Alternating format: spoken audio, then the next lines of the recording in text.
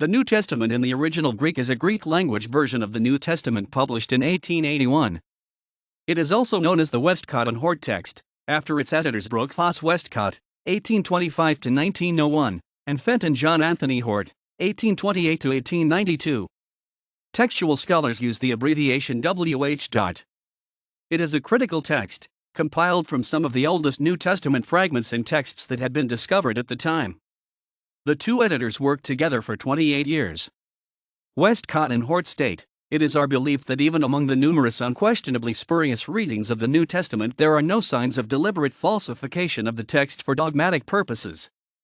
They find that without orthographic differences, doubtful textual variants exist only in 1/60th of the whole New Testament, with most of them being comparatively trivial variations, with the substantial variations forming hardly more than 1/1000th of the entire text. According to Hort, knowledge of documents should precede final judgments upon readings." The two editors favored two manuscripts, Vaticanus and Sinaiticus. They also believed that the combination of Codex Bezae with the Old Latin in the Old Syriac represents the original form of the New Testament text, especially when it is shorter than other forms of the text, such as the majority of the Byzantine text type. In this they followed one of the primary principles of their fledgling textual criticism, lectio brevior, sometimes taken to an extreme, as in the theory of Western non-interpolations, which has since been rejected.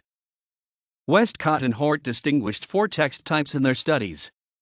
The most recent is the Syrian, or Byzantine text type, Eastern, of which the newest example is the Textus Receptus and thus from the critical text view is less likely reliable. The Western text type is much older, but tends to paraphrase, so according to the critical text view also lacks dependability.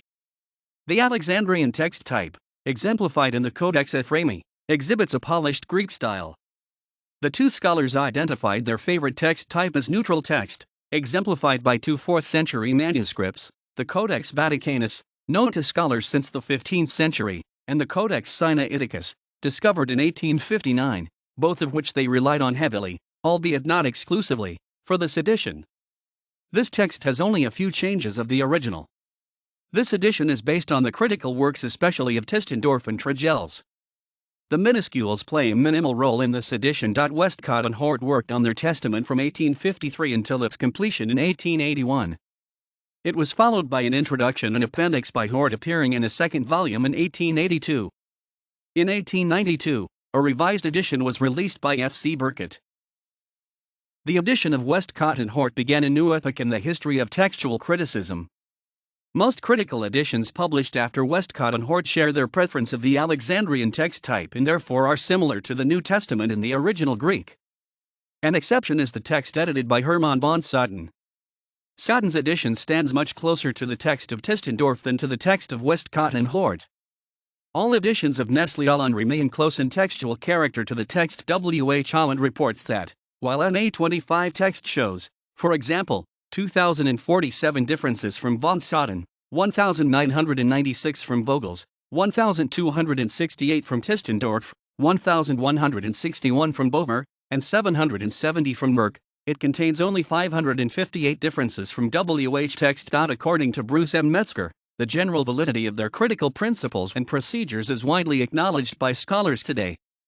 In 1981, Metzger said, "The international committee that produced the United Bible Society's Greek New Testament not only adopted the Westcott and Hort edition as its basic text, but followed their methodology in giving attention to both external and internal consideration." Philip Comfort gave this opinion. The text produced by Westcott and Hort is still to this day, even with so many more manuscript discoveries, a very close reproduction of the primitive text of the New Testament. Of course, I think they gave too much weight to Codex Vaticanus alone, and this needs to be tempered. This criticism aside, the Westcott and Hort text is extremely reliable. In many instances where I would disagree with the wording in the Nestle/UBS text in favor of a particular variant reading, I would later check with the Westcott and Hort text and realize that they had often come to the same decision. Of course, the manuscript discoveries of the past 100 years have changed things, but it is remarkable how often they have affirmed the decisions of Westcott and Hort. The texts of Nestle Holland, and of Bover and Merck, differ very little from the text of the Westcott-Hort.